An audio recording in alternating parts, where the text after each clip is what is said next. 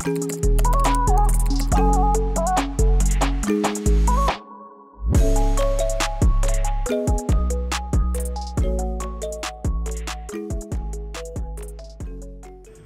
my name is Alexis C. Constantino, 22 years old from Kalumpang Zone 2, Mola, Iloilo City. And my life before knowing Jesus Christ as our Lord and Savior was black and white. He was the color. Lagi dyan sa mga direksyon kabuhi ko. Mga gadlagaw, tutor, tambay, and me as a friendly and outgoing person. Go with the flow lang, maupod ko. And sa mga ginapaminsan ko lang ako ng mga wants and needs in life nga makasatisfy lang sa akon kabuhi si dire sa kalibutan and hindi ang gusto sang Ginoo.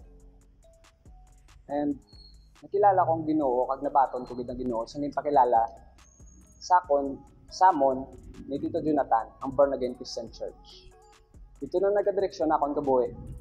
Every Sunday service kung hindi ko maka-attend, kinakonsensyahan ako na. And akon mga handom, pasyon na matamat ko na kamit. But in exchange of separating ways sa akong mga wants ng palangga wholeheartedly. But this is what I prayed for. Kabutang ko sang Ginoo sa tsaktong direksyon sa akong kabuhi. And maybe this is the right path that the Lord has chosen for me. And there's this Bible verse in Proverbs chapter 3, verse 5 to 6 that says, "Trust in the Lord with all your heart.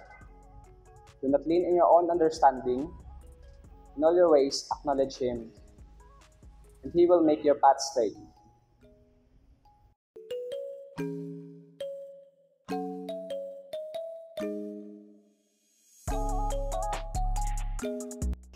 Gina-expect ko this pamukaw ang kabay pa kami kagang iban nga pamatan-on may makuagit nga moral spiritual lesson bago mo pananaw sa Ginoo nga kung wala ang Ginoo wala gid ya purpose kag direksyon naton kabuhi. And kadto ko mo dire sa November 16, 4 PM para sa pamukaw.